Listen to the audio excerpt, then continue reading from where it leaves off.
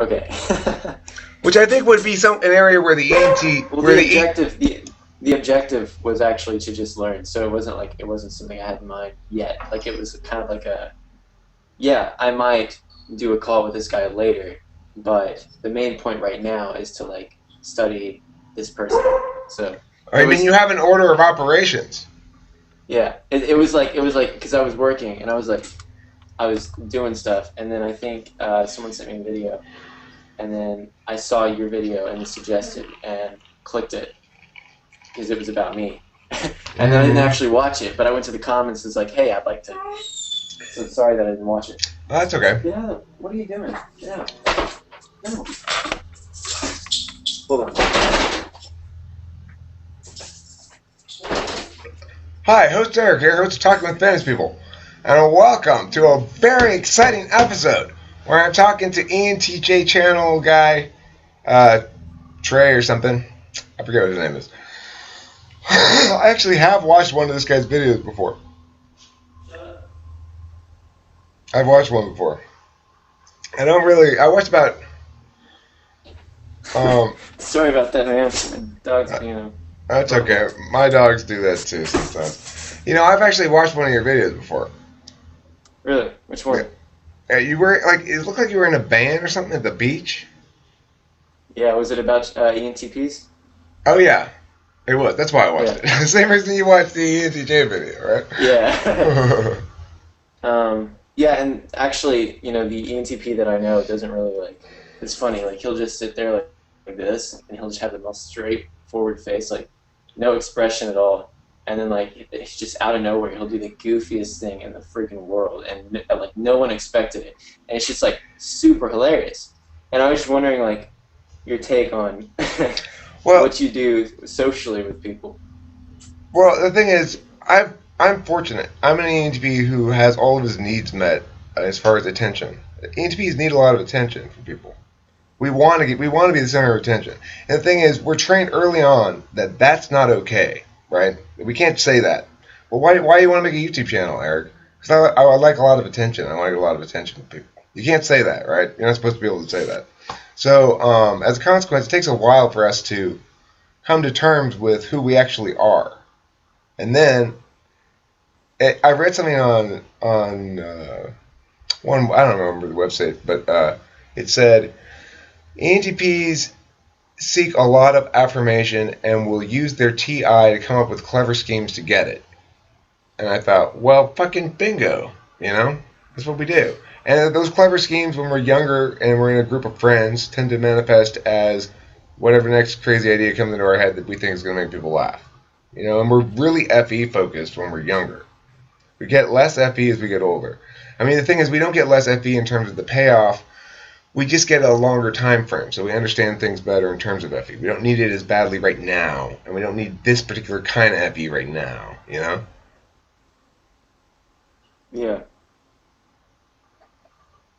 But I mean, the So thing, you think that a lot of ENTPs want attention? I think we all do. I think it's the core thing that we need more than anything else. I'd say that that's subjective. Um, I would say that ENTPs uh, are probably likely to. Like, I'll give you an example. One of the things that I like to say about ENTJs is that their purpose is social change. The reason why is because they seem to be, you know, so direct, and they want to fix problems, and they want to do it because of what they see will happen next. But the problem is, like, everybody gets upset when they tell what they think the person should do to fix their problem and stuff like that. Like, people just don't like that. And then they also question, like, INTJs and ENTJs both question a lot of the way things work socially and don't even want to take part in it. And so that's something that both of them do. And the reason I would say that they're both oriented towards social change is because of their function stack and what it's likely that they'll encounter in life. Their introverted feeling being a subjective function, coming across lots of experiences where not lining up with the social norms has been like something that they've been put down for their whole life. So it's like likely because of their function stack that their introverted feeling will be affected. See what I mean? by that Yeah, and like sort of be I, a goal. I do. I do see what you mean. I think that makes sense.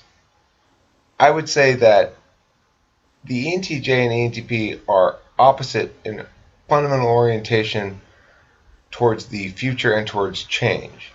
The ENTP walks into any situation knowing that whatever predictions others have made heretofore did not account for me. That's funny. That makes sense. I mean, we're all about flexibility and possibilities and stuff like that. And so, I mean, I like things tentative as hell. You know, you want things fucking locked down. You want those predictions. You would like to be able to know your entire life now. So live it once to pre-live it, so that you can go back and make sure you fix all the little details that are wrong or something. Yeah. Yeah, that's true because actually this whole year has been like once I discovered that FI was my weakness, I really wanted to know what it was that I personally valued because that would sort of give me a sense of direction as to what I need to do in life. And so I've been like Here's the focused on thing. that, trying to. In my opinion, your fourth thought should not really be thought of as your weakness. It should be thought of as the thing that, if you put some handle on that, then Jesus Christ, then you're really going to be fucking killing it, right? It should be thought of as like that. Because my weakness is FI. That's really my weakness. It's my seventh function. That's my weakness. Not SI. SI is the thing that that I don't like to have to put a handle on, right? It's like, I can put a handle on SI. I cleaned up this garage pretty good. It used to be a fucking shithole. And I got my schedule. Like, look at this. Hey, everybody. I got all my papers organized here. My autonomy shit. My animal taxonomies. My pictures. My drawings. What is that one? Oh, yeah, that's for the About Me page for talking to famous people. And my cognitive function papers. They're all over there. So and that's not it's not very intuitive organizational scheme for an ENTJ maybe. For example, I've also used this organizational scheme of painting the walls and writing things on them, so I can keep track of stuff, right? Because That's interesting. It's because otherwise I'll lose the paper or something, you know. But if I paint the wall and then I write on it, then it's between a whiteboard and paper. I can cover it over. I paint over it again and let the paint dry. I can write something else. But it's for semi-permanent things, right? Yeah. I Okay, thought so that was like pretty clever. I always thought that extroverted intuition and introverted sensing is like a simulation of introverted intuition. You know what I mean? That's an interesting way to put it. I don't think it's right, but it's a cool way to put it. I think that it's kind of like introverted. It behaves a bit differently, but I say it because extroverted intuition may be in a conversation with somebody, and I remember being at this ENFP's house one time, and her daughter is an INFP, and she had really inferior extroverted thinking, right? So like she's coming up to her mom, she's trying to approach her mom and tell her like what she wants to do and like how she wants to do it, and like it looked like she had an attitude, but like I could tell that she was just having a hard time sort of like getting it across. And so she was trying to do that. Well, her mom was frustrated because she thought she had an attitude. And what I saw from her mom was she decided not to make a fuss about it in the moment. And so the girl left, and then she talked about it. She had to talk about it. She started talking about it. And what I saw was while she was talking, like I realized that she considered that possibility, but realized that from the past, like, it always went this way. And because it always goes this way, she didn't want to do it again. You know what I mean? She thought that this way would be better. Because from what I know about every other time that I've ever done this before, this is how it's happened. So it's like in that way, I think it's sort of like introverted intuition, where introverted intuition will look at a pattern and go, well, this is how it always goes, so I don't want to do that one. I want to do this one. See what I mean? Okay, well, that's true about the... it's true about the desire to change. The ENTP is driven by wanting to do it differently. And it's true that SI is linked to memory, but I don't think that's really what SI does. SI doesn't keep track of abstract modeling and stuff like that. I think SI keeps track of your body and time. That is to say, your schedule, your little objects around you, shit like that. That's SI more than anything else. And then actual memories of behaviors. See, you're talking about behaviors. I don't see SI as being involved so much in memories of behaviors that you utilize for. I mean, obviously you have memory besides just, in my opinion, you have memory besides just SI. SI is a type of attention where you're saying, I'm going to pay attention to my memory a lot. I'm going to keep track of that. I'm going to make the past solid in a way that is not at all in me. And so for me, making all these YouTube videos, I make a lot of videos about my childhood amongst the many other things up here. And the reason I'm doing that is it allows me to feel like the past is more real for me. The thing about the desire to change is it's a reflex. It's not even something you think about. It's just, where's the novelty? Where's the newness? Any drives for the newness in anything that your TI is looking at if you're an ENTP. It's basically TI, the judging function. You're approaching things with the conditionality web, with a bunch of conditionality webs that are that represent systems within the world.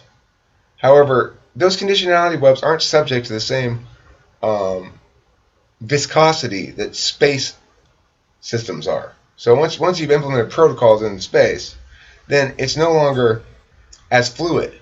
When you're just dealing with conditionality webs, it's the testing server for TE, right? And as a consequence, you live a testing server way, where shit's just, nothing counts, right? Nothing finalized until you have to finalize it, and you don't want to finalize it. And as a consequence, when that person is dealing with this scenario, and they know that there's some poor outcome from before, it's not so much that they're reviewing it and saying, my instinct is to do what I did last time, but I'm going to change it up. It's more like, what are we going to eliminate immediately right off the bat, whatever I did before, because I don't want to do that again. That's how it plays out, I guess. Well, when I see SI, my friend Blake is an ESTJ, and he was walking with me in Walmart one time, and he looked over and he saw this bank, and he said, I wonder how much money they'll give me if I sign up. So he saw opportunity in that bank for if I sign up for them, most banks have this deal where they give you some cash to sign up with them. So he's thinking, how much money can I get to sign up for this bank? So it's just he was looking for opportunity. He knows he has some kind of connection where he's like, look, banks have this, this is what they have. And I see that with all kinds of stuff where, for example, one time he wanted me to read this book, and he wanted the end product of what would happen when I read these certain pages from the book. So he wanted me to be in a really relaxed state, so he had me sit up against the wall, or my back was flat against the wall, crisscross applesauce. He was he gave me a notepad and a pen, and he was I was breathing funny, I guess, and he was just hey, what are you doing? He's focus on your breathing. And I was all right. So I just focused on my breathing, and then he went over and he started making this drink, and this drink was super cold and really earthy, and he gave it to me and he had me drink it, and so my whole body was sort of stimulated from the cold drink. And so then he went over to his computer and he went to a certain playlist with certain music and played it so that I would feel this mood of from the music, right? So he had all this stuff that he knows will get me to a certain point where I'm in a fully relaxed state, and he sets it up just right. Before he when he feels he needs to take a break from work, he'll go to this Instagram page that he loves where it's memes about Donald Trump, and he'll go look at those, and it's his break. And then before he goes into work, he'll go to these motivational pictures and read them. And so it's stuff where he's setting up the environment to fit what he needs to do. It's And what type is what type is this you're saying he is? ESTJ. ESTJ. Okay. I have an ESTJ. I have a few ESTJ friends actually. No, I have two ESTJ friends. Two. Now, my ESFJ mom would do this thing where she would see a little girl crying or something, and she would get the girl grapes and stuff. Like, she'd give the girl grapes so that she'd feel better. When I was a kid, my mom did that to me too, but I'd be like, I'm gonna eat these grapes and be angry because I know what you're doing. You're trying to make me like not mad. So I kind of was disobedient, I guess. But but point is, they have this sensory connection between something where grapes make you feel this. So if they're upset, I get grapes and you feel better. See what I mean?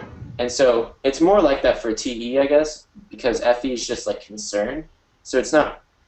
I don't know why, but every time I talk about FE having some sort of strategy, everyone puts me down for it. But it's like, no, I really think that they're trying to fix something. FE is a strategy. It's always FI, okay? But this is how they work. FE is managing others by managing their emotions.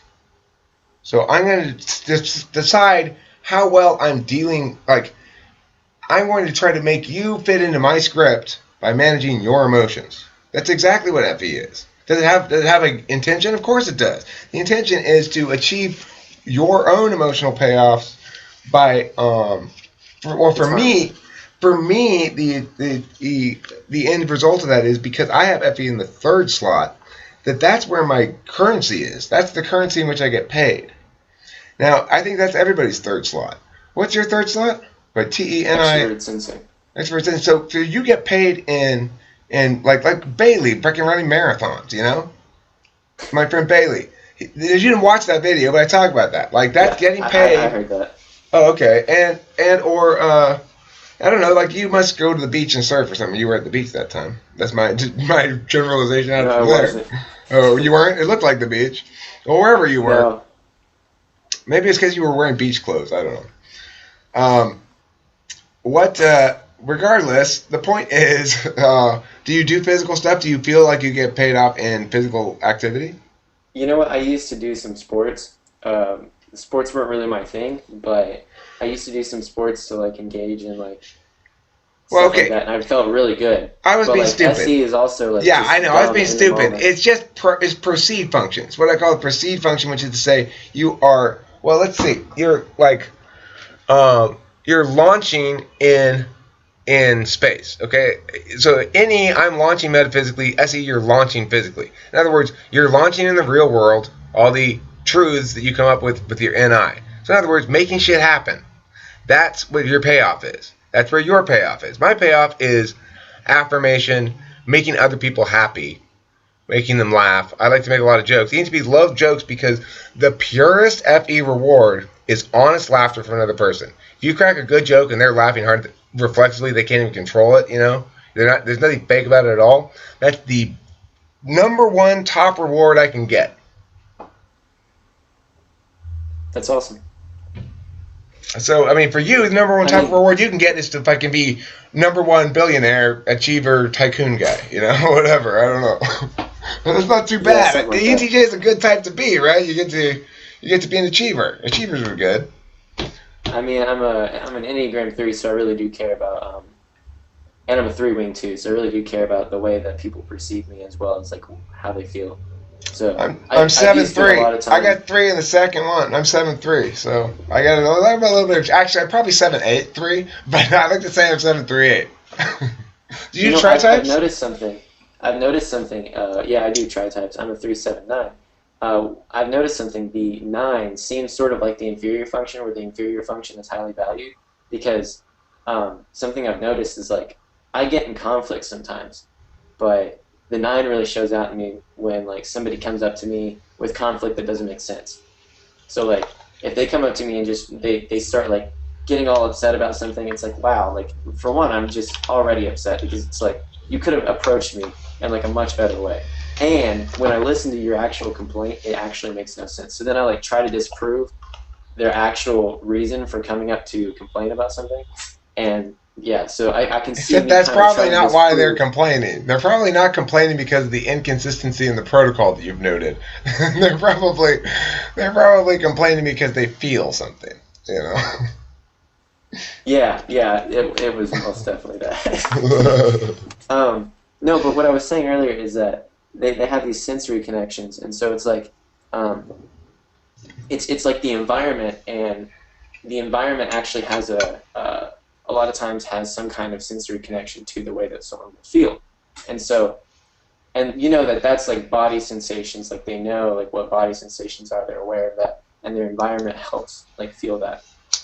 So what I was saying is that with Blake, you know, he was using sensory things in his environment to set up the environment just right so he could feel a certain way, or I could feel a certain way, right?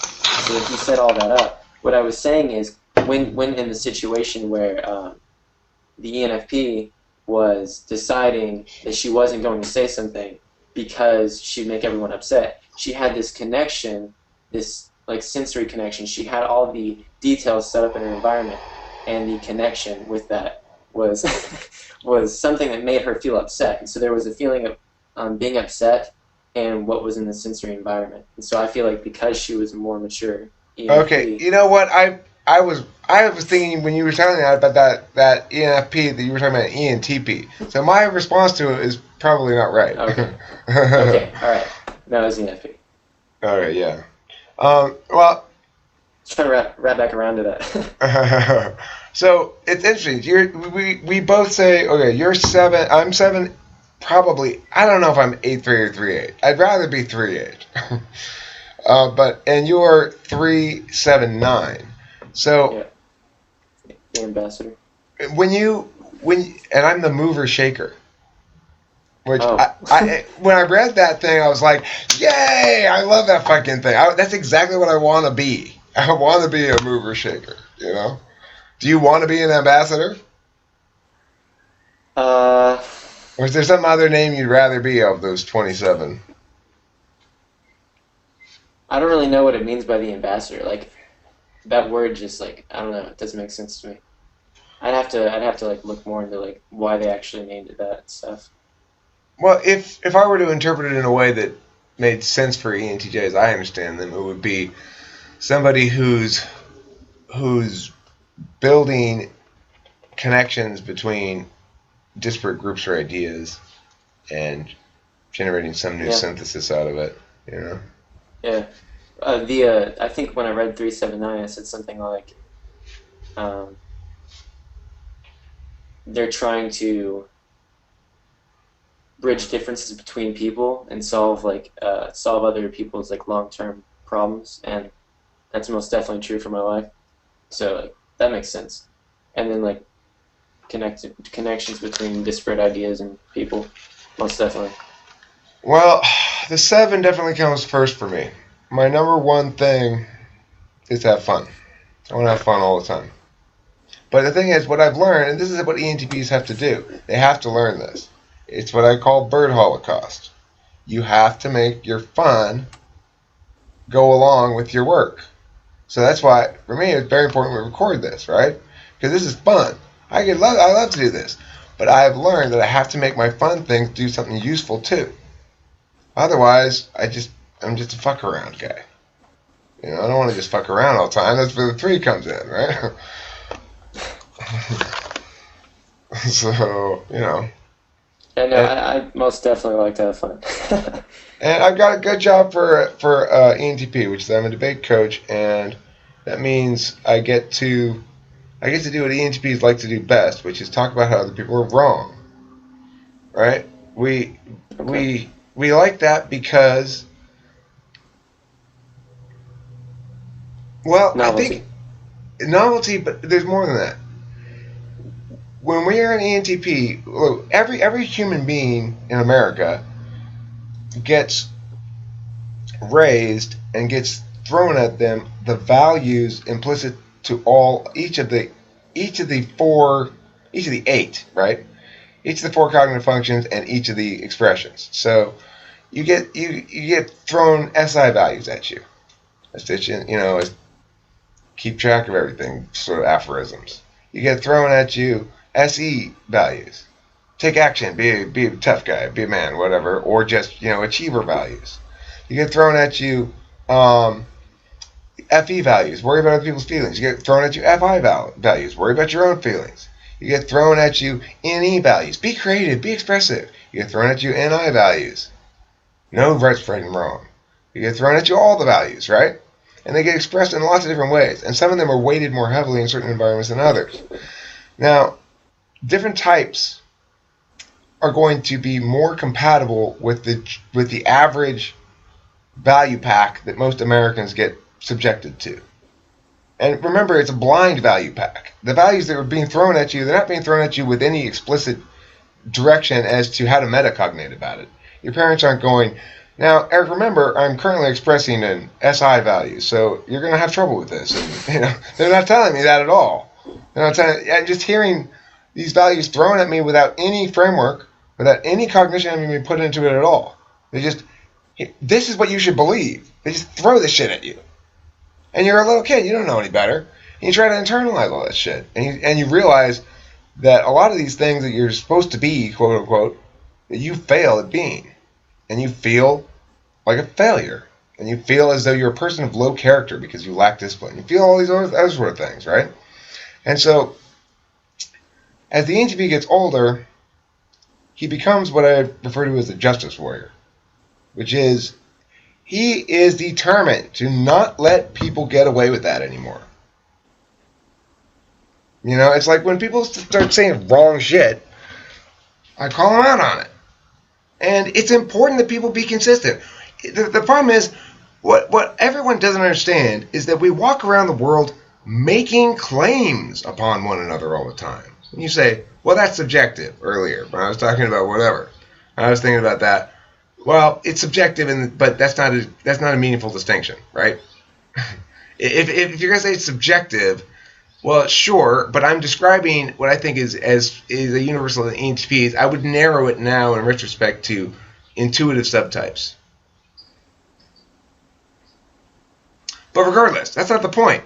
The point is you throw a claim down, right? It's unsubstantiated. If I were to call you on it, you'd probably retreat to 9 and think that the problem might be that I was too aggressive. But the problem is you threw trash down on my table and walked away. That's how I want everyone to think about it. I'm not saying you did personally. Okay, I'm saying in general. I handled it.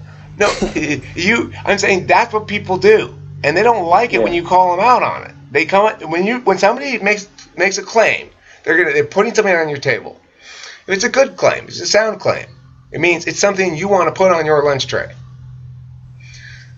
If it's trash, you should say, oh, no thank you, and they should take it away, right? And what I mean by that is if they say, your hat was made in China, and actually I made my hat myself, I'm going to say, you're wrong, I made it myself, and show them where I stitched inside, made by Eric Strauss, see? And then they're going to say, well, I see that, but it's still made in China. That's what people often do. People don't say that, do they? Okay, they absolutely do, except the example's not quite as clear-cut, right? It's a little bit more muddled. It seems more muddled, but when you test it, you realize it's no more clear-cut than what they just said. And I'm not talking about it from a position of skepticism. I'm not a skeptic in the sense that I just say everything's relative. I'm an absolutist. They're absolutely wrong, and I'm absolutely right. I can explain why. When they throw trash down on my table, they throw something wrong down on my table, I'm going to say that's wrong, and here's why. And then I start asking, or I just ask them questions, and they realize they have no idea why they fucking said that. They have no idea why they believe that.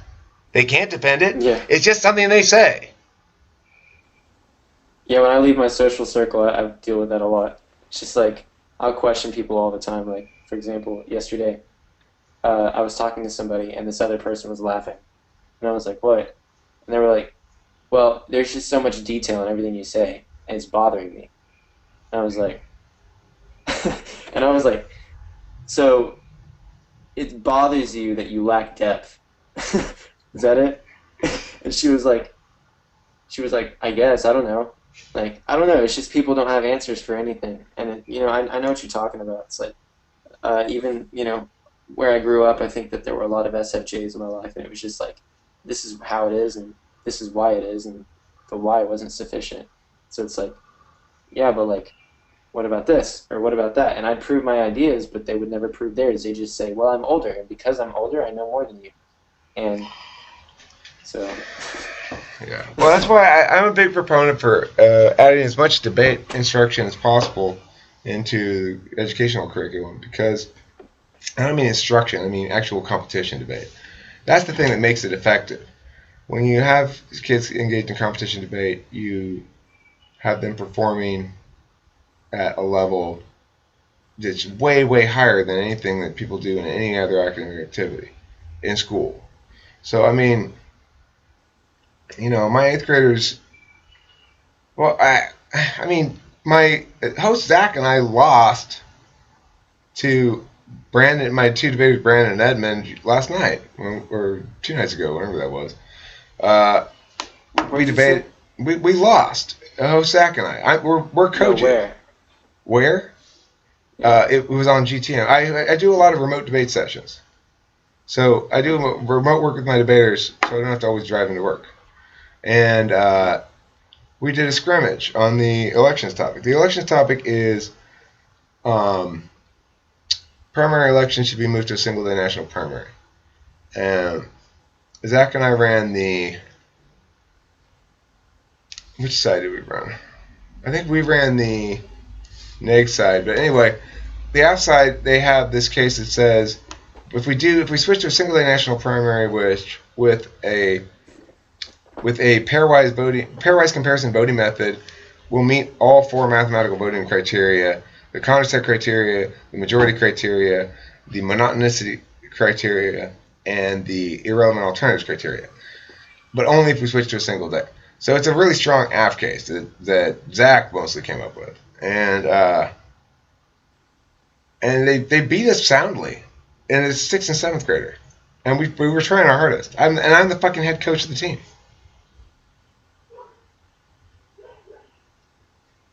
So that's what it means when you embrace the principles of argumentation. When you embrace the idea that things are right and wrong in terms of consistency within a system, you enable that. That couldn't have sounded more ENTP. And when you fail to embrace that, you don't enable it. And the thing is, the reason I can prove that I'm right is I've got a bunch of videos of my debaters doing insanely amazing stuff that adults can't do. That people who argue with me on my channel who are adults and who have no idea, who are smart people, right? The reason I'm ranting about this right now, I'm currently engaged in this fucking fight with this INTP named Metasoap, okay? So let's talk about Metasoap. So Metasoap's always coming at me about this right and wrong shit and saying, like, you think it's not, she's fucking playing moral relativist, skepticism shit, just generally trying to roll up on me. And but she can't defend her fucking claims, and every time I counter one, she just shifts ground. She doesn't ever say, okay, my bad, I was wrong about that. She's got contradictions all over the place, implicit in everything that she says. She's, insistent. This doesn't sound very INTP. Well, see, I don't know. she says she's an INTP, and in some ways she seems like one, but she may not be. The ones most of my channel who watch this channel are INTPs probably. They're the people who like ENTPs the best, and we are so grateful to them for liking us. Thank you, INTPs. But I mean, ENTs in general probably watch it. I bet ENTJs and ENTPs aren't going to watch each other's channels. We're going to make our own channels, all right? Yeah. And there's the extrovert-introvert thing. I love INTJs, man. INTJs are among my absolute favorites. They're really awesome.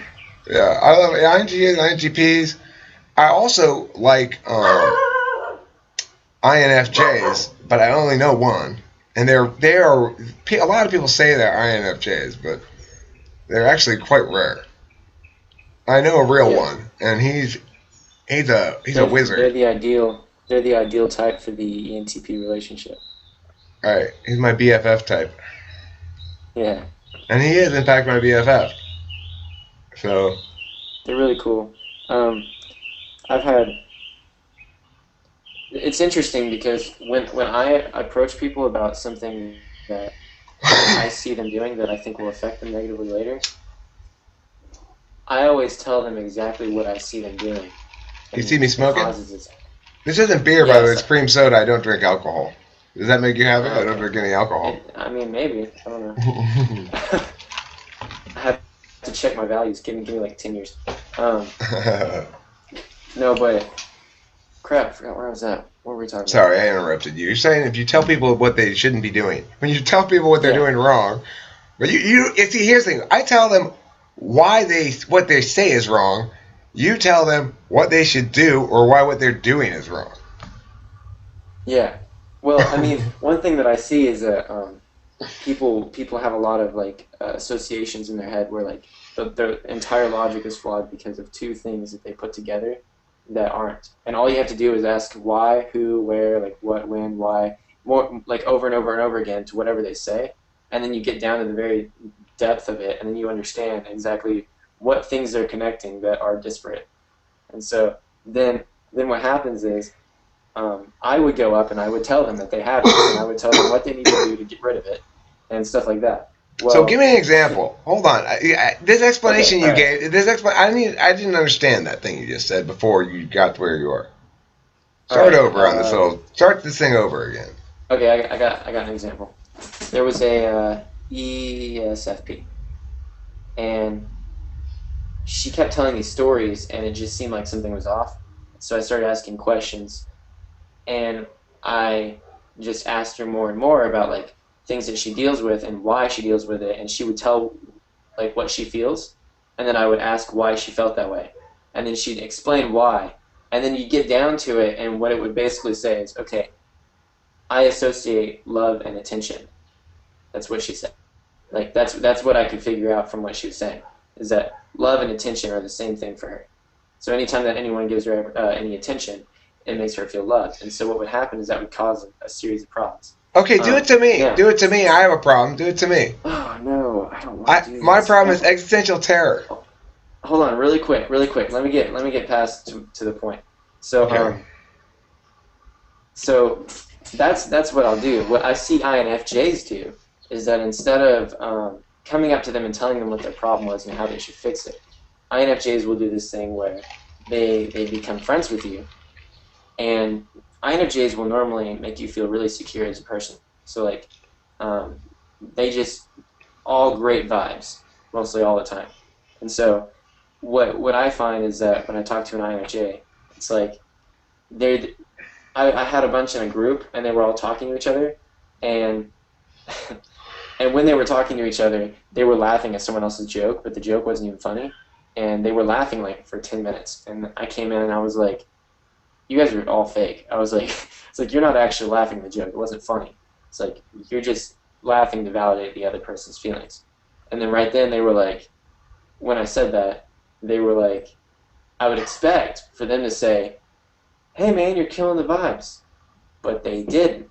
And so I realized that the reason they didn't tell me that I was killing the vibes is because if they were to tell me I was killing the vibes, they would be killing the vibe.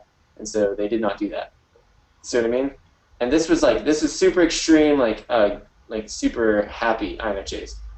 This one that I expected to say something didn't, and that was the reason why.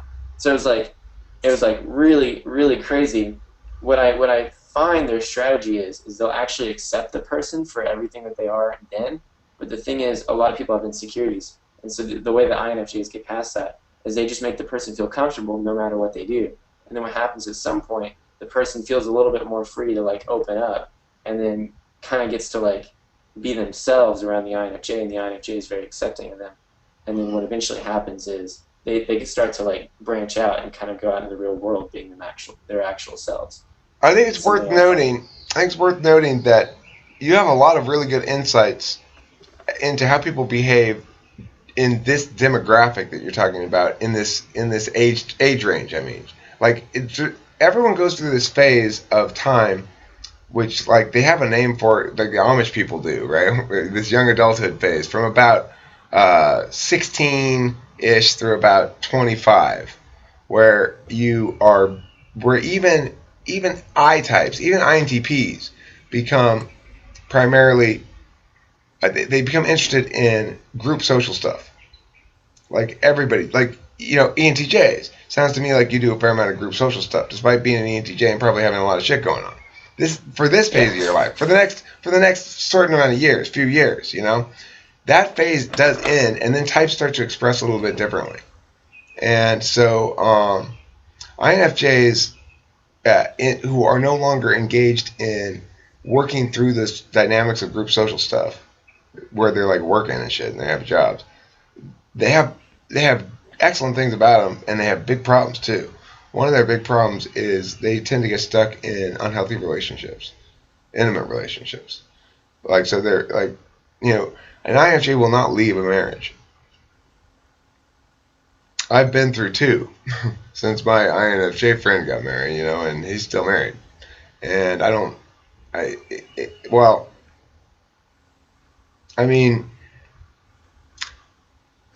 it is what it is. It is what it is. But his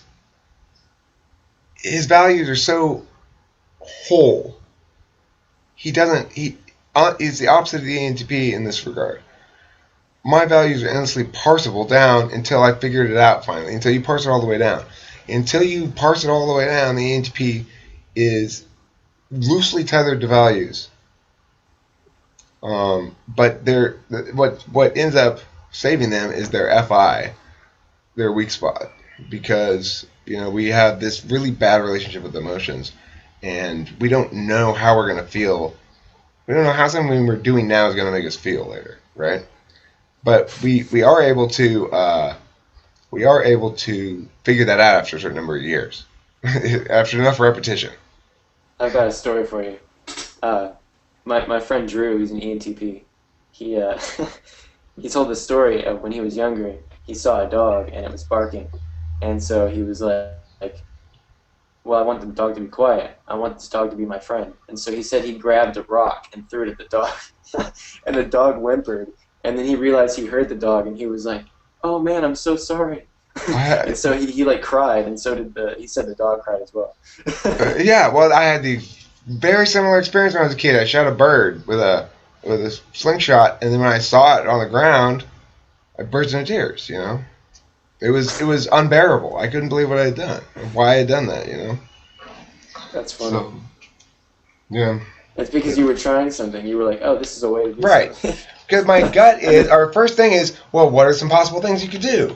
I could blow that up. And then you didn't understand the logical framework behind like how things work yet, and you were kind of experimenting. Right, yeah. To get this dog to shut up, throw a rock at it.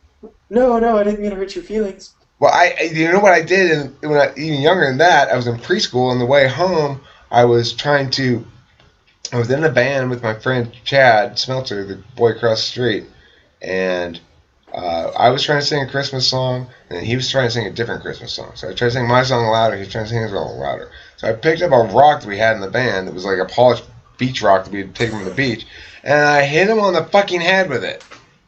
Oh my gosh. Wow. Yeah, well, obviously... Did that work?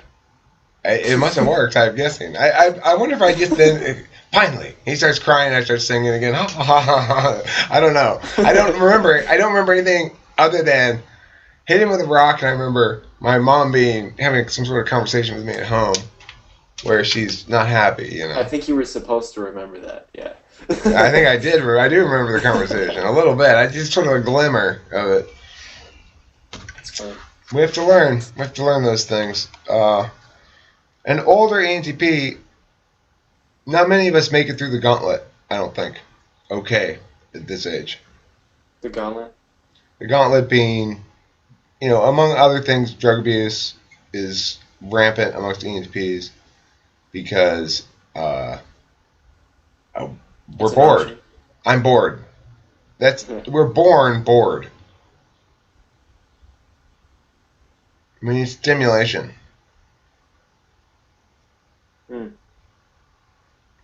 So, but if you do make it through, you've been endowed with a very useful set of cognitive functions, because the FE is useful, the TINE, can't go wrong with that combo. INTPs and ENTPs But of course, when you get that NETI combo, you also get all the elements of a slacker.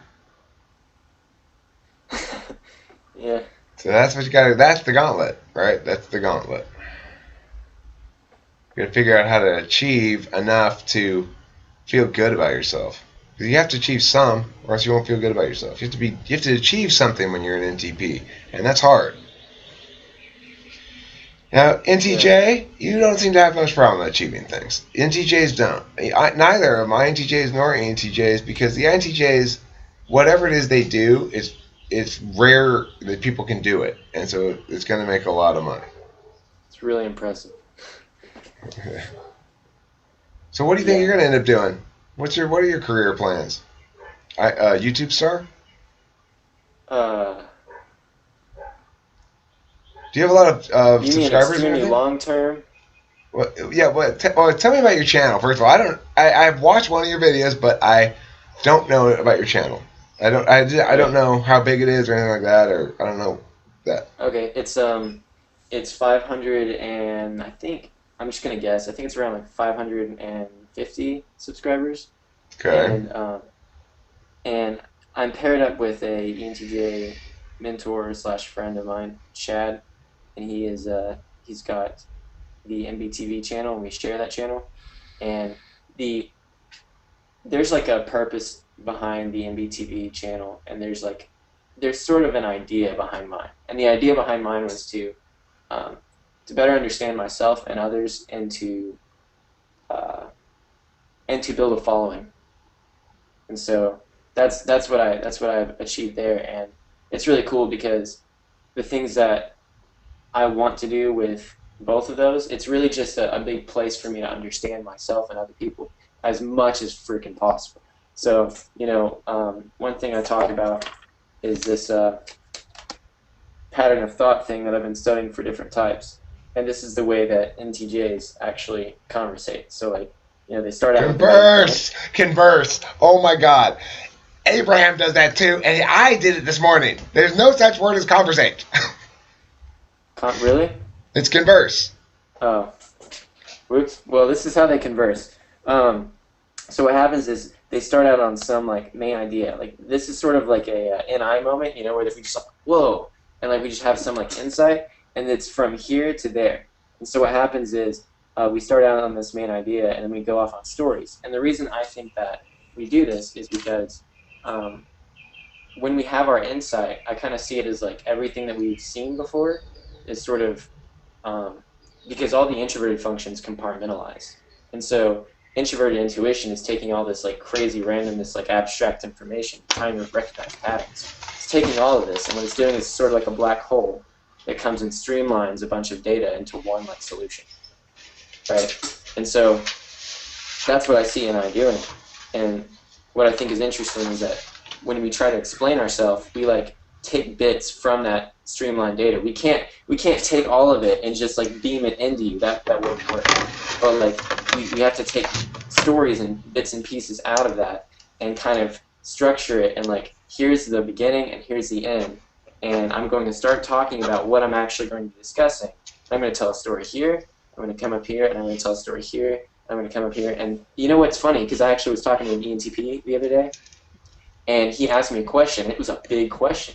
And I knew how to answer it, but I had to tell him like 9 stories before, not even 9 stories, just 3 or 4 really long ones to actually get where I was going. But he thought I wasn't actually getting to the point, and so he was upset.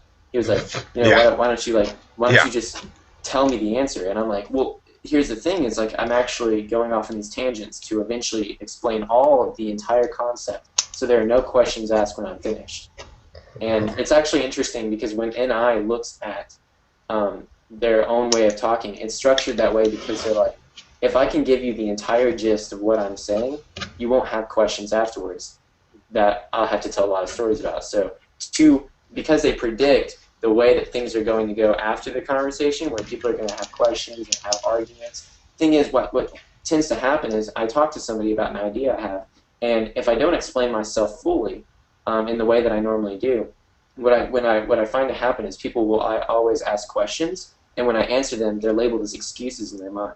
So it's like, for some reason, now that you've asked me a question, you think that I'm wrong. You've already labeled me as wrong. For some people, not always, but they've labeled me as wrong in their mind. So everything that I say as like some kind of build up to like reasoning behind what I was actually thinking in my idea, it's like everything I say, they're just kind of rejecting it and saying, oh, that's an excuse, that's an excuse. So what I do is I go, if I can give you the entire gist of the idea, then nothing I say will sound like an excuse afterwards when you have questions. And so it's like that's why they speak in that pattern, I think. That is so strange. What? Like, you're concerned about, you think that if, see, I want to do the exact opposite, right? I want to say, and I want to give them enough information to understand the concept, and then, I mean, my position will be, let's say I'm to see something like, one has a social obligation to retract claims that have been disproved, or that have been challenged.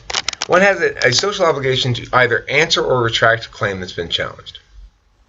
Answer the challenge or retract the claim. If I were to say that would be a claim I might make.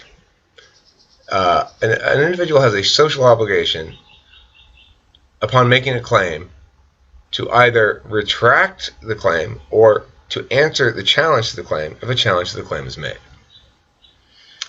So if I were to make that claim, I wouldn't then give any more information about it. I wouldn't want to explain anything else about it. I'd want you to think about it and then try to challenge me on it. See, I place the burden on you then at that point to challenge the claim. I've made the claim. Now you have the opportunity to challenge it, and then I'll answer your challenge. It's a turn-based thing. You see it as much more holistic. Like a conversation is a set, right? I see it as a bunch of different threads of different argumentation chains, okay, that are going along concurrently. Like this conversation is comprised of a bunch of different argumentation chains.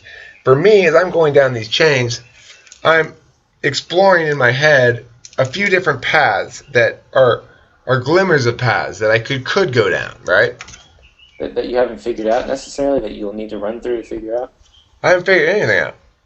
I mean, I have, to the extent that I have a... Because when you say that, I actually see NETI where it's like, there are things that I know for sure, like I've logically already have the answer, but because of the discussion that we're talking about, there are things I need to travel through to clarify, to understand. You see what I mean? So like, because, I don't know, for me it's like I'll go through things and I may use my introverted intuition to sort of get the rest of the answer.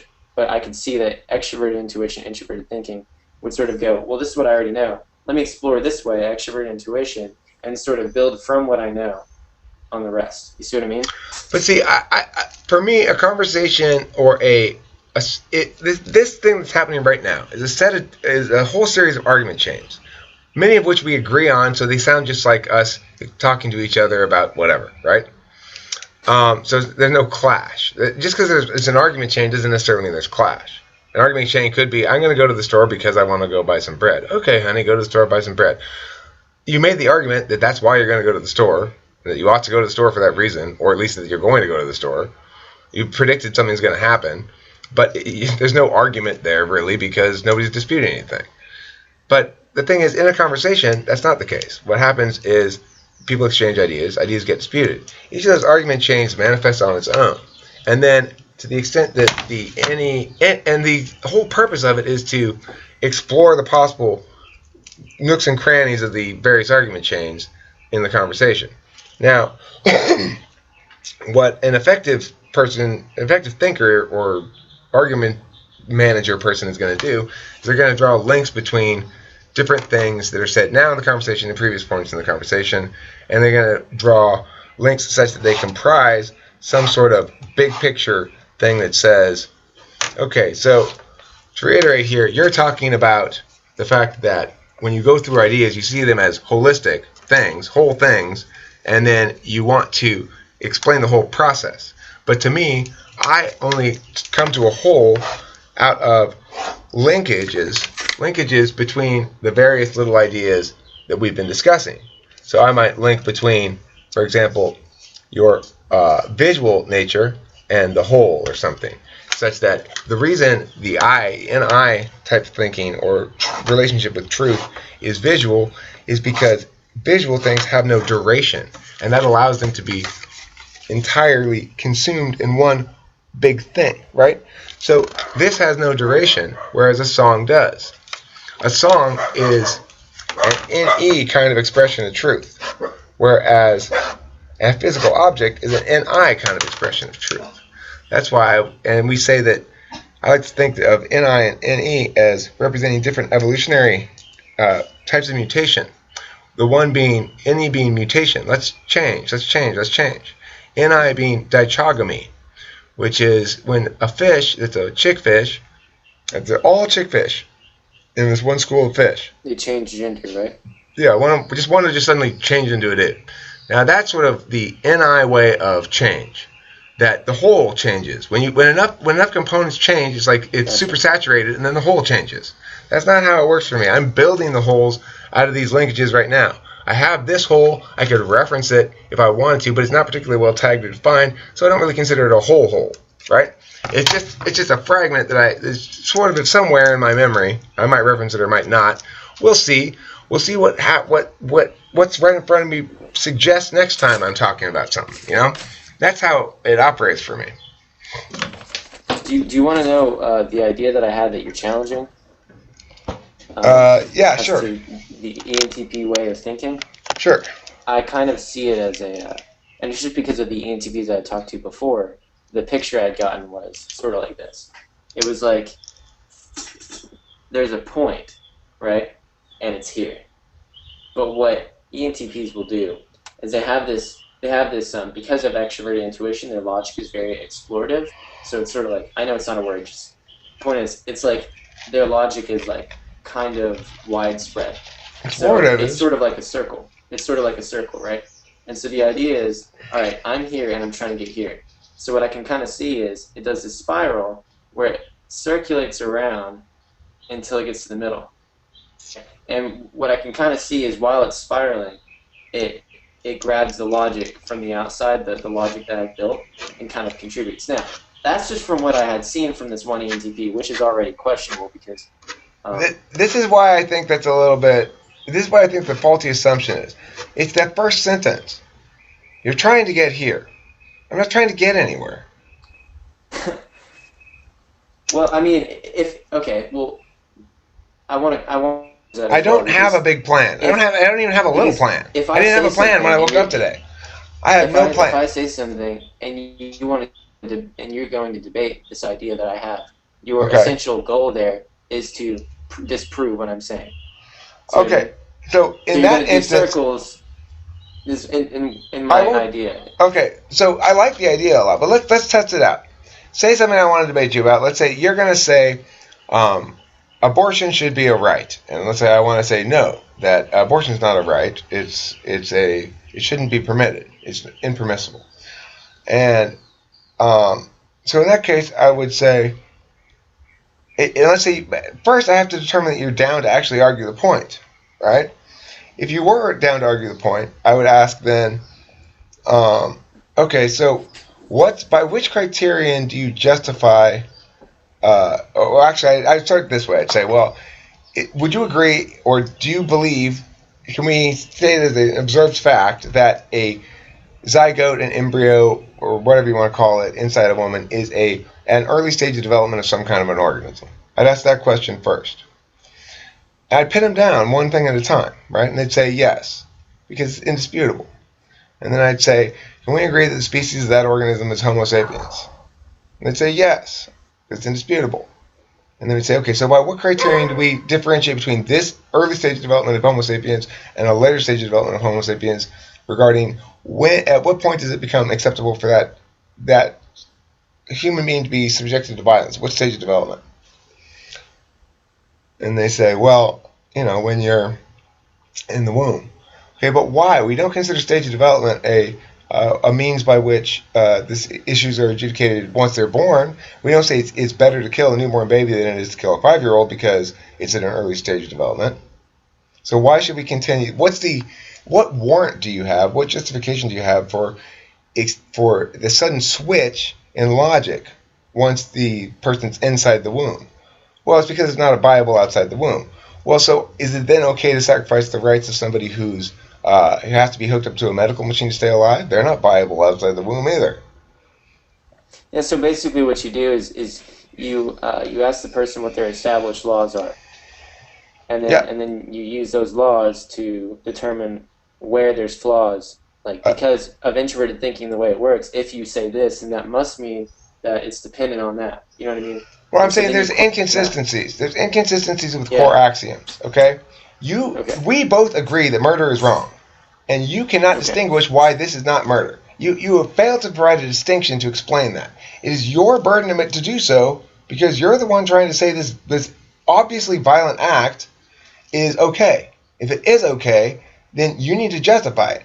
But as they said in ancient Rome, when some I forget the people, it is easier to commit murder than it is to justify it. And that's why it's important we hold people to account on this.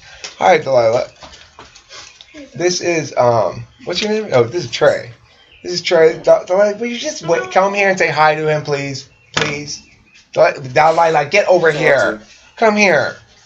Hi. This is my daughter, Delilah. She's graduating from high school today. Okay, hold on. I need to talk to you. Today. Okay, I need to talk Today. to you.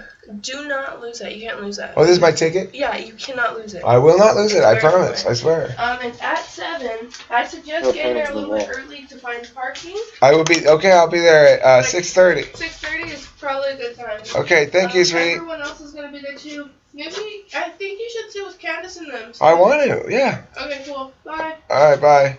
My mom's gonna be there too. Okay, great. What type? She's ENTP. You wouldn't guess because of that exchange right there. She's just as fucking loose shit, and that's why she was on it. You should see her room is a fucking ridiculous disaster.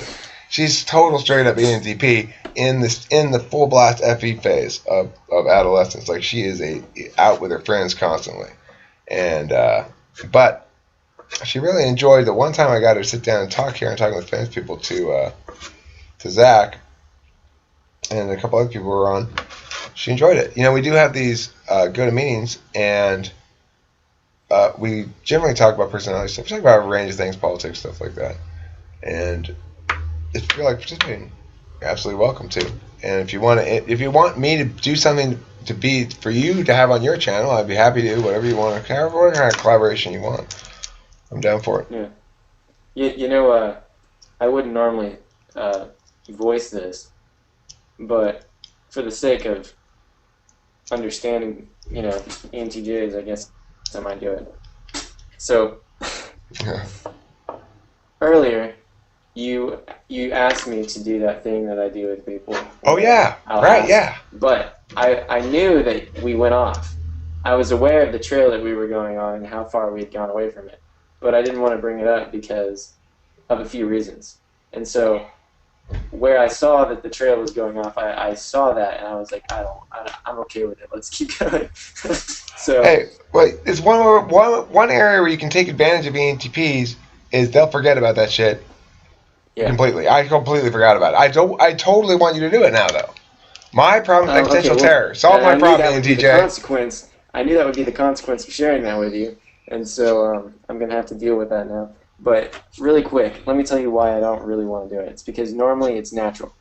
Normally it's not forced. I will hear something that I'm like, that doesn't actually make any sense. Like what they're like, and so then I'll take that. Oh well, my thing may make sense, but I'm curious. Let's pretend I've come to you. I'm a friend, and I'm telling you, listen, Trey Pearce, I have a problem. My problem is existential terror, and it is. And I've made a number of videos about it, which is. Periodically, I get this gasping terror about, you know, life and existential things and time passing, my parents getting older, and you know, shit like that. Why is that? Well, it's because It's because it's like change happens. Change is happening when I'm not watching. That's what it feels like. Like I should come back and things shouldn't change. Or something. I don't know. Like your daughter graduating, right? Right. Right. That So- one's not. That one causes less existential terror than my parents, though. My parents Okay, getting older. So why is it that you come back and expect the time shouldn't have moved forward? I don't think that it shouldn't have. I find it terrifying that it has. Why?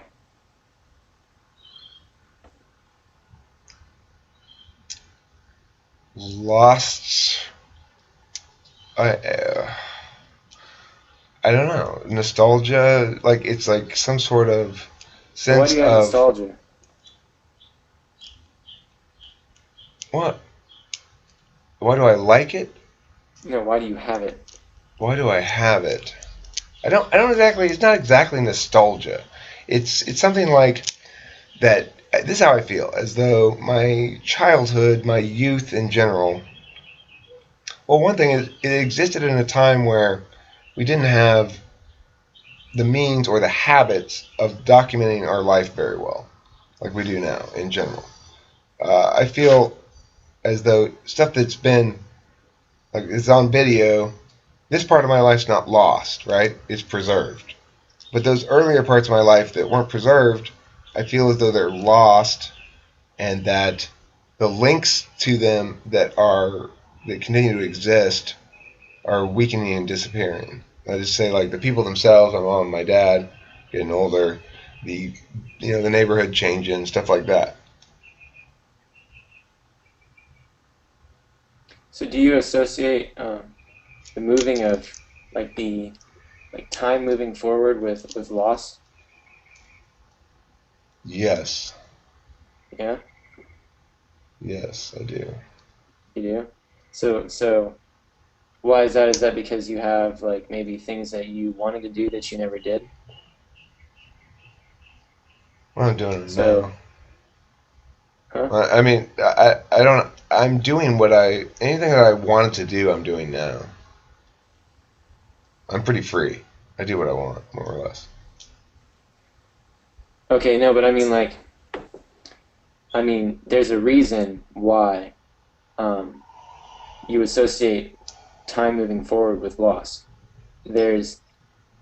Usually what it is it's something that when you were a kid, there was some point in time where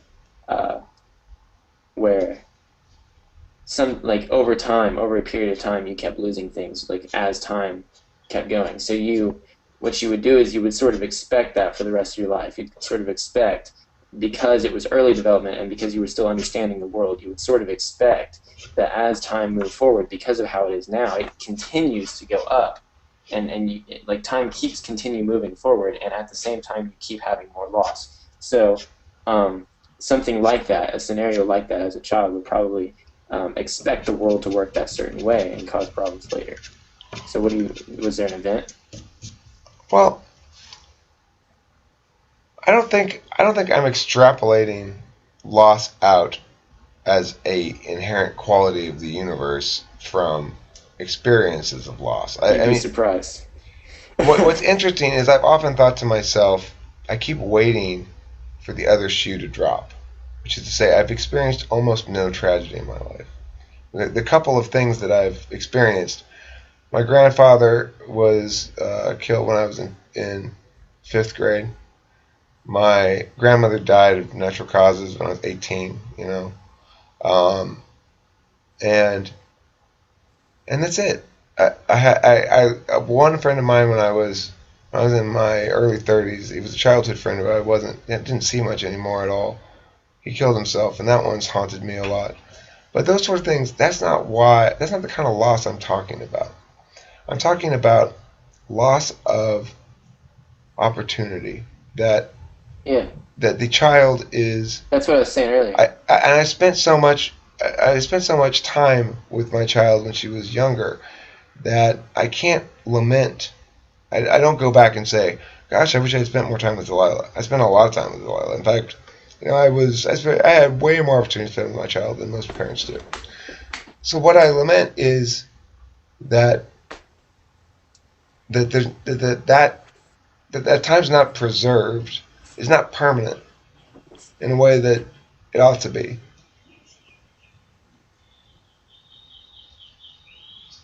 Well, earlier when I asked you about maybe things that you wanted to do, that's what I meant by opportunity. Like that's what I meant as I was trying to say opportunity. Things that you want to do. You said, well, I can do anything I want. So well, that's the weird thing. That's the weird thing about the kid, for example, right?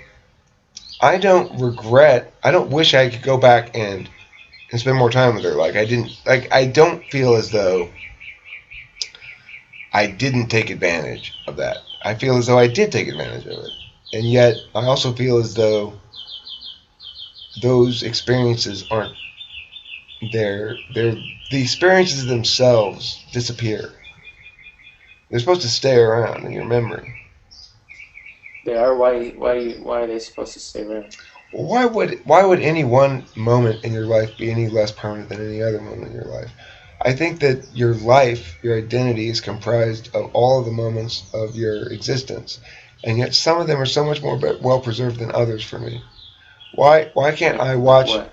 Well, why can't I watch myself talking about who I am when I'm 4 years old and trying to get a handle on this shit and really understand who I am? I can't really understand who I am unless I know that guy too. And the guy when I'm 10 years old, and the guy when I'm 15. I don't know any of those people.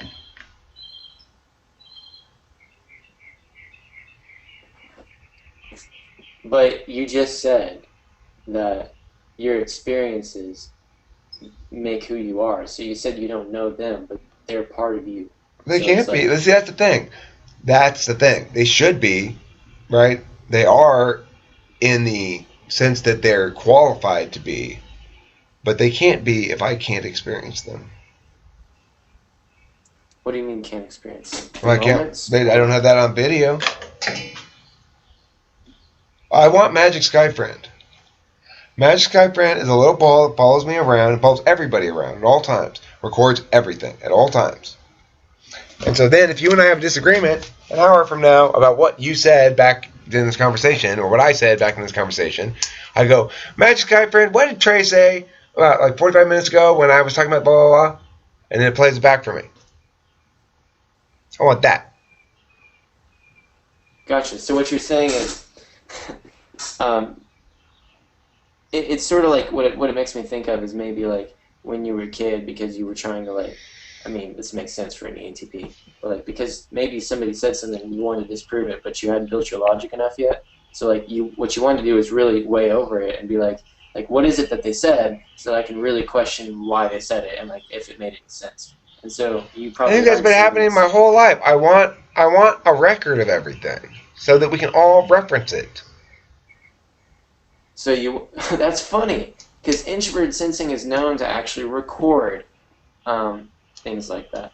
Like it's introverted sensing. People that use SI are more likely to journal, right? So it's just interesting because what you're saying is like you want it to sort of be recorded.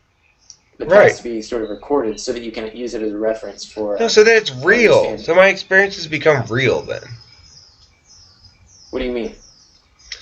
Look, the more observed something is, the more observed something is, the realer it is. Well, hold on. So, like, if something comes up, Skyfriend, whatever you said, right?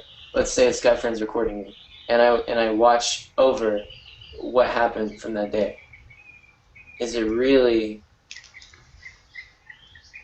Am I really experiencing it? I'm not. I'm seeing it from a distance. I'm seeing it from a detached self, where it's not actually me experiencing it. It is me indirectly experiencing it. Well, but the alternative is that it's lost entirely. Okay. Not really. Where is it kept? In you. Like, but I can't. I don't remember that shit. I don't remember anything.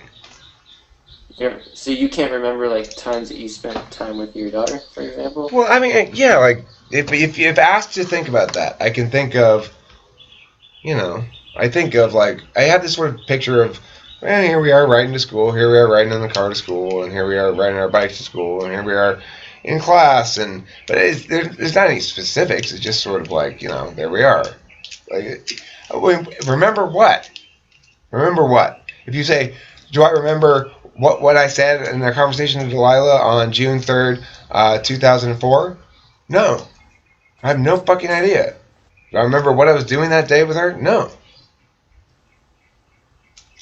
It's gone. So really, there is no way to fix this.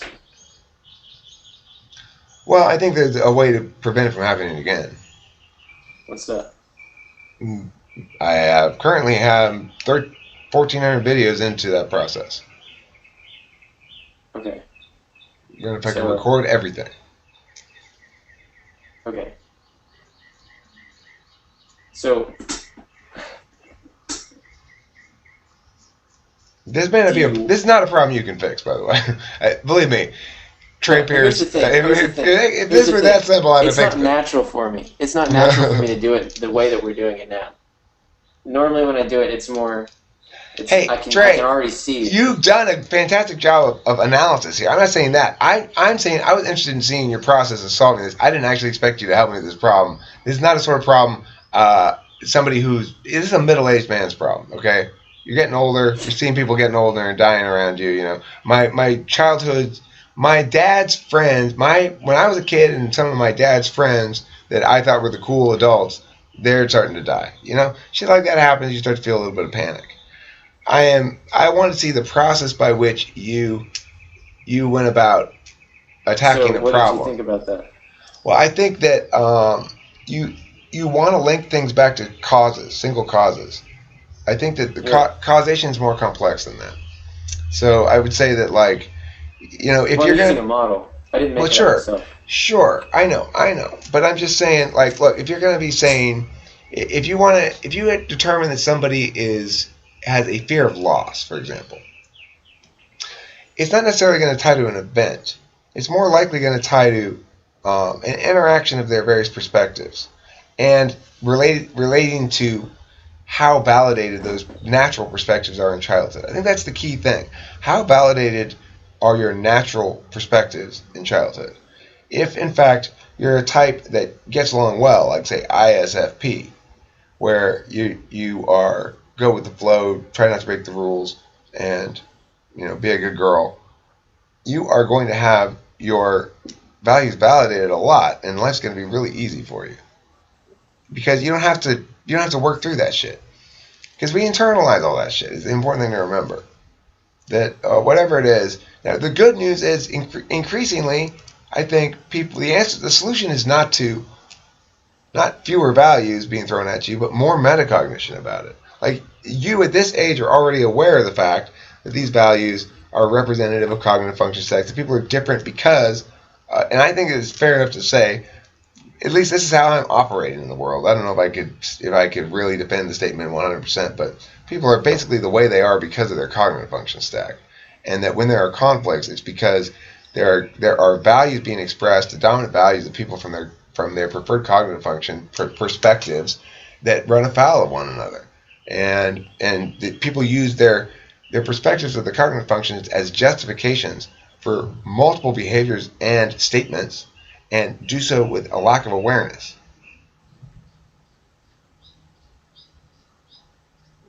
Yeah. Well,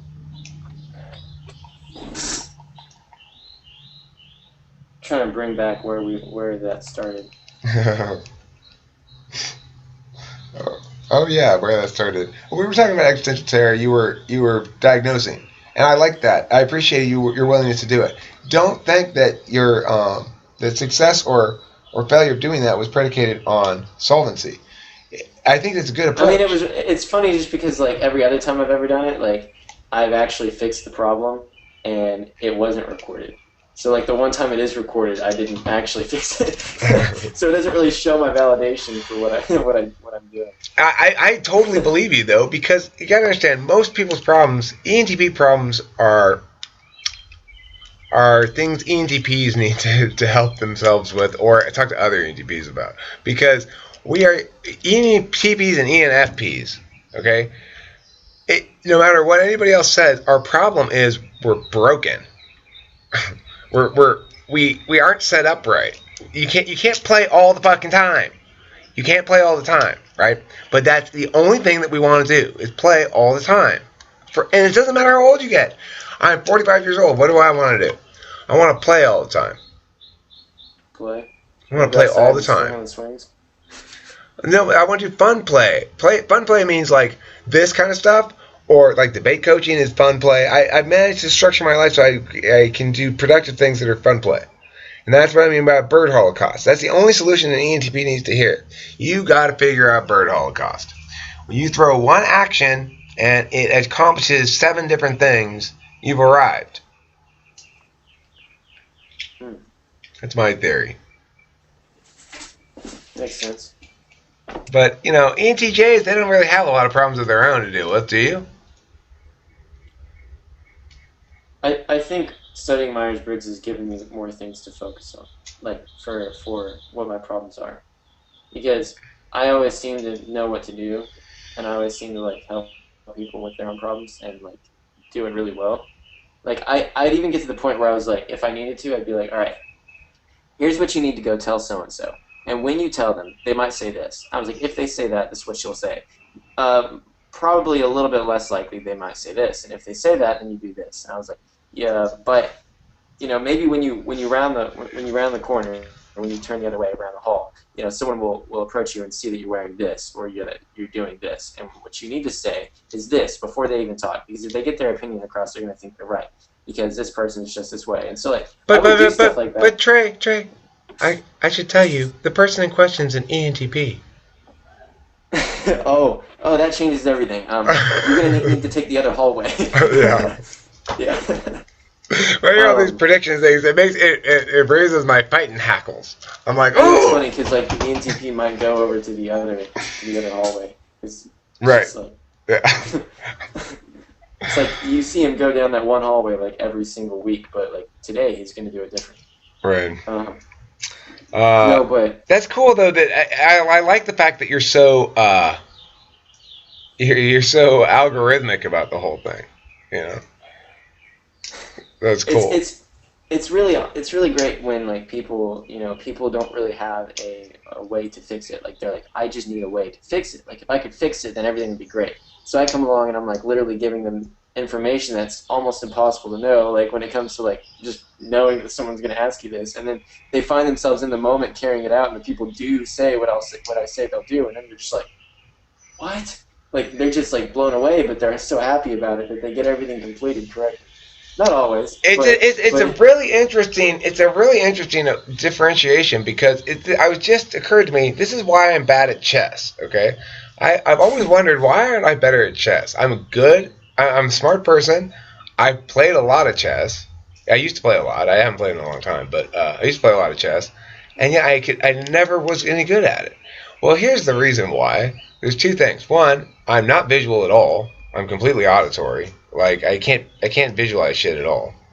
And number 2, well, you kind of wrote that thing out for me earlier. Yeah, for this. Yeah. I did that because you used this, so I wanted parallelism. Or you used a picture. So that might not be accurate, is what you're telling me. Well, it's just sort of squiggly lines. But okay. Number 1, I'm not visual, but number 2, that's not how I deal with things. I don't project out like that. I don't predict out. My predictions are big predictions where I can't explain what all the steps in between at all. I just have a feeling, just trust me on this. There's a lot of that in the ENTP when it comes to predictions. Okay? Just trust me on this. I know it. I just get a feeling. Just trust me on this. There's a lot of that with predictions. Last time I tried something weird like this, it ended up being fun. So no, we both like this. No, it's not last time. It's not. That's SI. NE doesn't do last time. Referencing. I know. I'm saying the combination.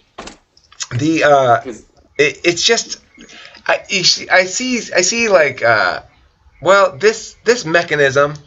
Well, take for example talking with famous people as an example of something that is starting to work anyway. I didn't plan it to be exactly what it's manifested as at all. But my original idea was good, and I figured, man, we'll see what happens. I mean, it's just like the original idea was to interview other people, random people, and find them on Facebook, and then get them to say, okay, you can interview me, and then get them to share that and write on their thing, if you'd like to be a guest, please contact Eric. He interviews anybody, and disseminate in that fashion. That was my original model for growing the channel, was via Facebook, because I didn't really understand YouTube at all or what it was about or anything. So then eventually I realized that was dumb, but that you could do it here on YouTube itself. But I didn't. Before that, my plan was I was just using YouTube to upload random shit, and then I was using it for a while to make like brainstorming videos about a philosophy book I wanted to write. And then I made one type video, and it actually was liked by people. And I was shocked. I didn't really think going into YouTube that my YouTube stuff, I thought talking with famous people had a chance, and it was sort of like going to be one little corner of the YouTube channel. But it didn't end up working out like that. And regardless, the point is, I figured if I could do an inclusive thing where I try to get as many people involved as possible, that would be a good idea. It's simple. It's not my idea or anything. It's a simple notion, and then I have to just figure it out as it goes. Right?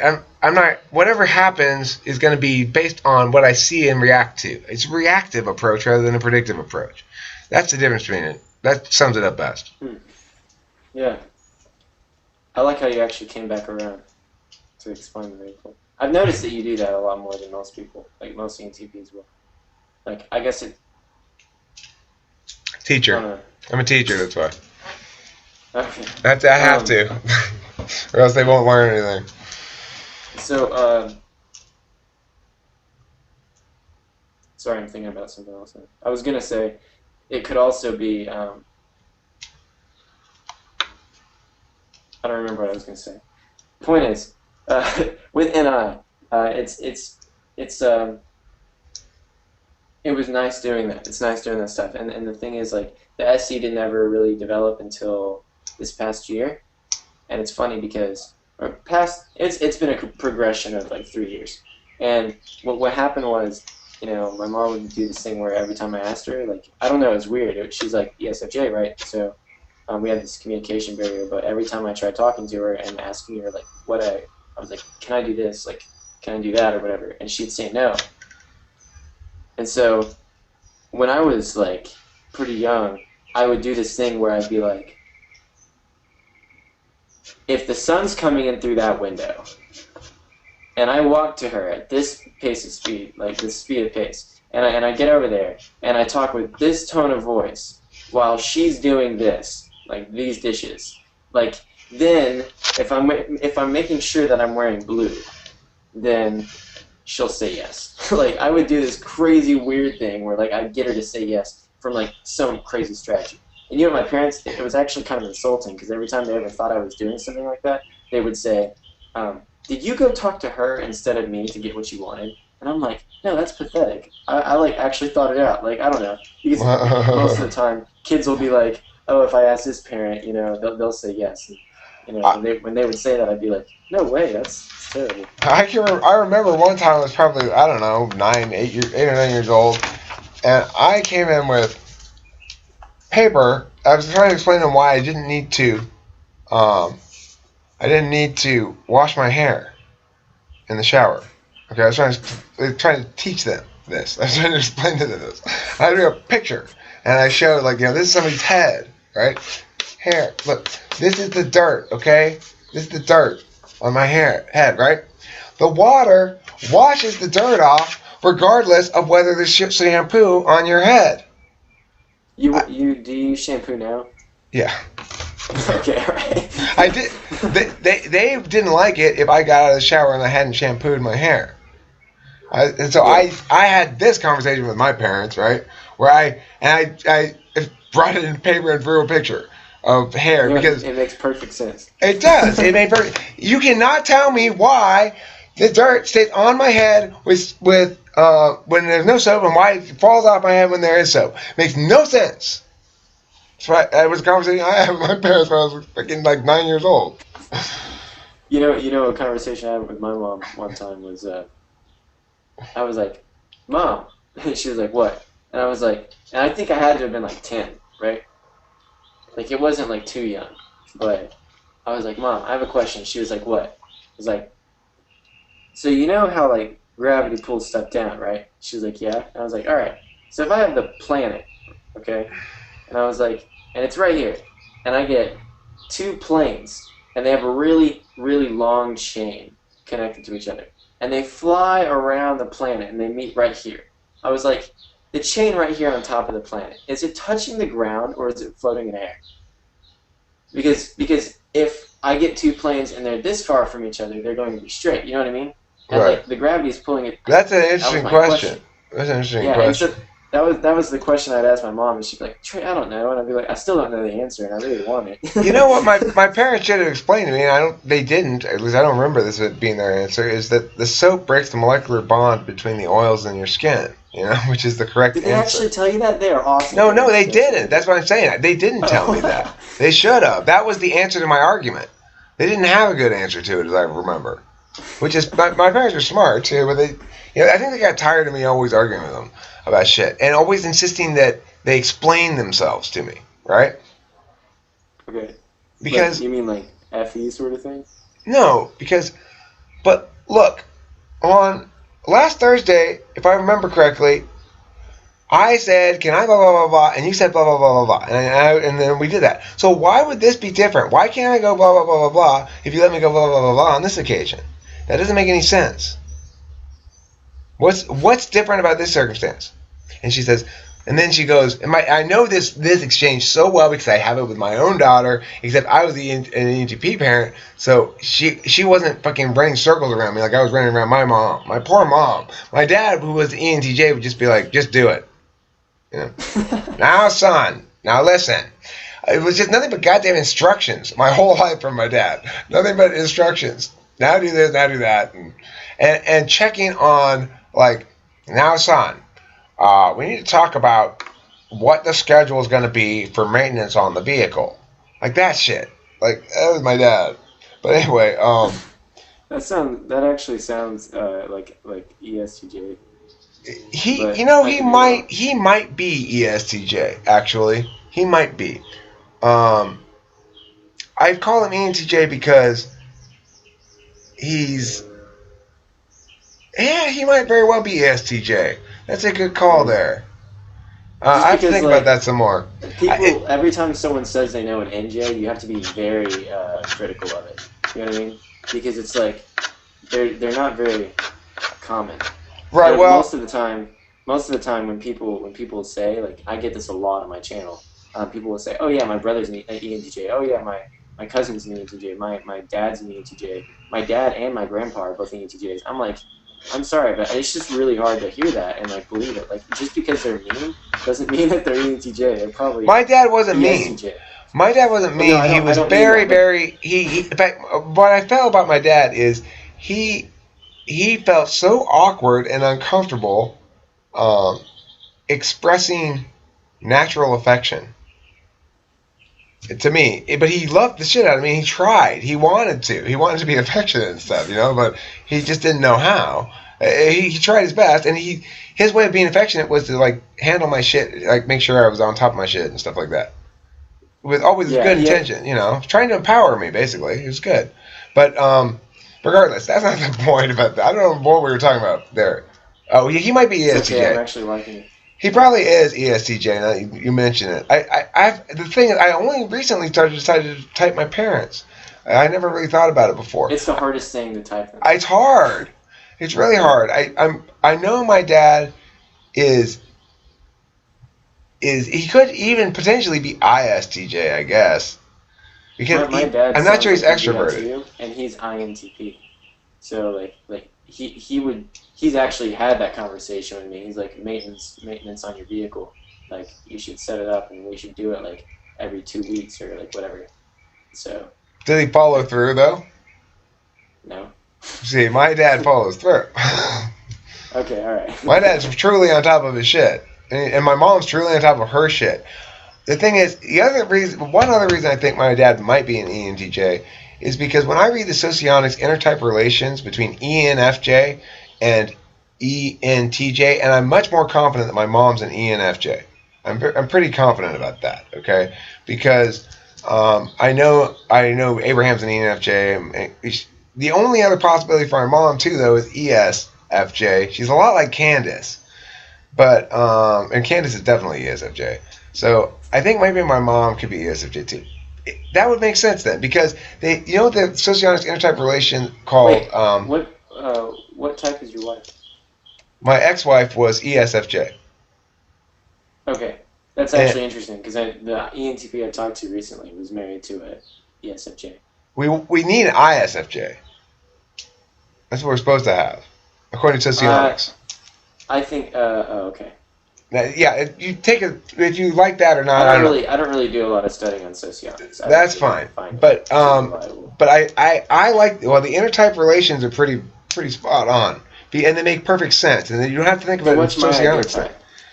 Well, forget about. I'm not talking about your romantic type. That one, I agree, it should be a grain of salt. I'm talking about non-romantic relationships, intertype relations, in general. For example, the reason why INFJ and ENTP are BFFs is they have what's known as the illusionary relationship, which is they like to be lazy with each other. And then the ENFJ has a relationship of benefit with the ENTP, but the ENFJ is the beneficiary. And I realized that this relationship played out with my mother as well as with Abraham and everybody else through the ENFJ that I've known, which is what that means is they depending on where your strength is, right?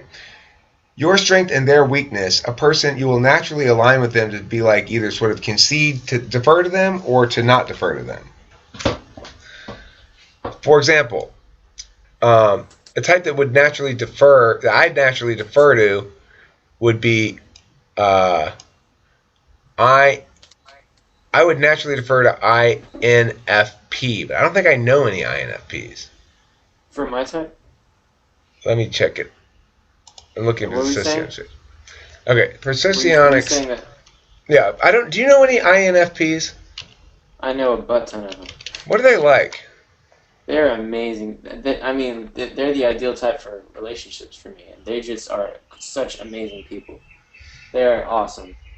They're like, here, I'll just give you an example. Just because of what, for their focus for feeling, it is on the introverted side. So what that means is they absorb less of the outside framework, and they take one bit of a outside feeling framework and they expand on it. So for example, I'm an INFP, I'm sitting here, and I say something, and it makes everybody upset.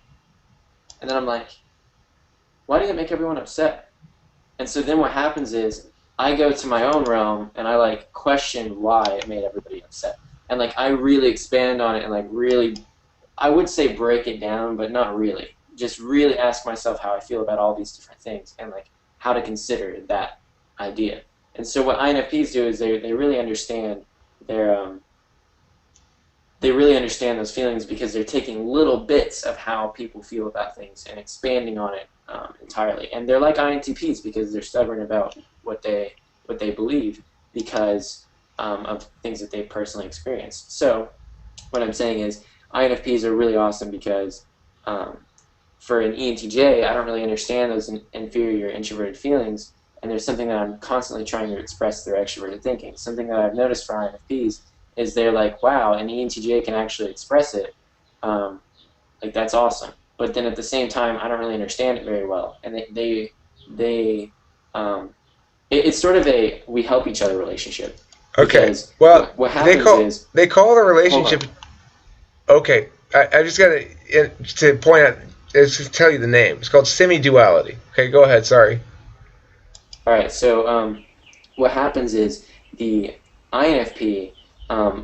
What they're basically trying to do is establish what it is they personally 100% so that they can execute that in the real world. Now, it's just like introverted thinking. What introverted thinking does is he goes, I'm going to totally understand everything so that I can create harmony in my environment. That's for INTPs and ISTPs. But for INFPs and ISFPs, it's all right, I want to understand my values so I can create change in the outside world. Or even maybe I want to be in an environment where all my values are fulfilled so that I can create change without having to worry about those values being crossed. And so that's something that they do. And the thing is, ENTJs know, all right, for example, I've worked with a lot of INFPs who their life is really stressful because they value these things, these people, but those people ruin their life, basically. And they don't want to necessarily do a certain thing because they know how that feels for the other person, and they don't want that to happen to them. Can you see this? Can you see the screen? Yeah. So for ENTJs, what I do is I would organize their life, and I would say, all right, look, here's how we need to fix everything, and I can kind of promise that it's going to get better because I see what the impact is in the future. Now, INFPs, an ENTJ may come up with a great plan as to all the things they can do, and an INFP would probably question it, be like, well, how do you feel about this? Like, would that make you feel good doing this? And the ENTJ didn't really consider that. It's like their last thing. So it's like, oh, wow, I don't know. And then the INFP and ENTJ discuss it, and then they can make plans together, sort of, based on what the INFP helps them with. So. Okay, well, the relationship between different kind of relationships there are here are as follows. Identical, duality. This is supposedly the one you should mate with, according to socionics. I'm not sure I agree with that basic assertion, but I do agree that a lot of these relationships make a lot of sense. So for you, when you were talking about the INFP, which is in socionics an INFJ, because they switched the P and the J, that you're talking about there a semi-dual for you. The ENTJ, the semi-dual of the ENTJ is the INFP. Okay, so and then what it says here is these are relations of deficient duality. Semi-duality partners usually have no problems in understanding each other or each other's objectives, at least when these objectives are only on paper. When it comes to fulfilling joint plans, partners often fail to cooperate. The extrovert partner hardly listens to the introvert, concentrating more on the sound of their own voice. However, the introvert partner does not get upset about this, and they often seem to find a way to adapt to it. Semi-duals usually have many topics for conversation, and these conversations do not seem to be boring. Semi-duals, especially if they are different in gender, can show interest in each other, which is multiplied if, in addition, they find each other attractive. However, when they feel like they are halfway to complete understanding, one of them usually does something, not deliberately, of course, that ruins all established harmony, putting the partners right back where they started. This is how incomplete duality manifests itself. Semi-duality partners cannot stay upset with each other for long. After partners have calmed down, they attempt to get closer to each other again, which unfortunately leads to another stumble. For the observer, these relations may seem really passionate and loving. Relations of semi-duality can be compared to the moth and the flame. If not taken seriously, these relations can produce a little periodic shaking, keeping the partners awake. Relations of semi-duality are also full of contrast, from being happy to see the partner again to sudden disappointment and bewilderment. So that's what I would say about the relationship between ENTJ and an INFP. Now, your dual, which is the one in which their strength is your weakness and yada, yada, yada, would be ISFP.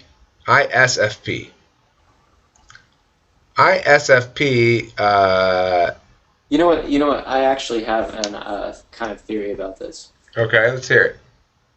So there's a friend of mine. He's on my channel, and we talk quite a bit because I don't know. He's INFP. I get along with him.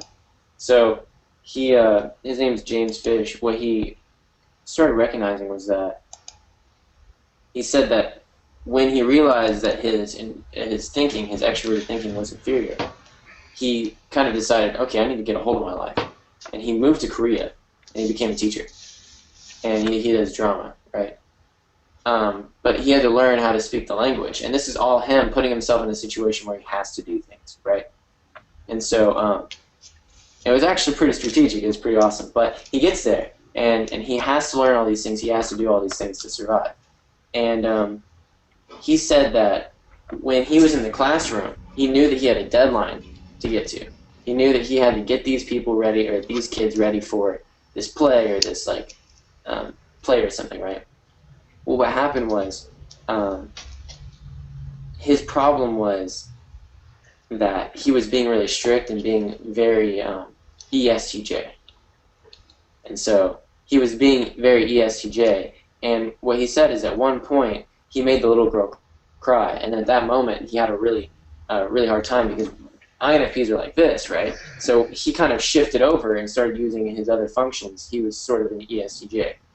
And then what happened was right when the girl cried, it made him like right here. And he had this like internal conflict. So what's interesting is when he described that, it makes quite a bit of sense, because when I'm satisfying my introverted feeling, it is always through extroverted sensing means. So I can understand how hanging out with an ISFP might make me feel great, probably because like we're gonna go do stuff that I'm gonna like. It's like sensory stuff that I enjoy, right, and stuff that like will fulfill how I feel. So it's just for example, this morning I got up, and before I got to work or anything, I was listening to a song, and I thought I saw the light outside, and I was like, man, it probably looks great outside. So I go outside, and I leave the house, and the light's shining, and it's like early morning. It feels amazing. I didn't even bother to like get dressed or anything. I just went outside and sat on the front porch, and just like enjoyed everything with the really great music I was listening to. It all kind of blended together, made me feel great. So I'm accessing that introverted feeling through my extroverted sensing. And so it's interesting because for him, he sort of became ESTJ mode. Because what does extroverted intuition do? It considers all the different ways to do something, right? So what he was doing is going, which ones do I know work?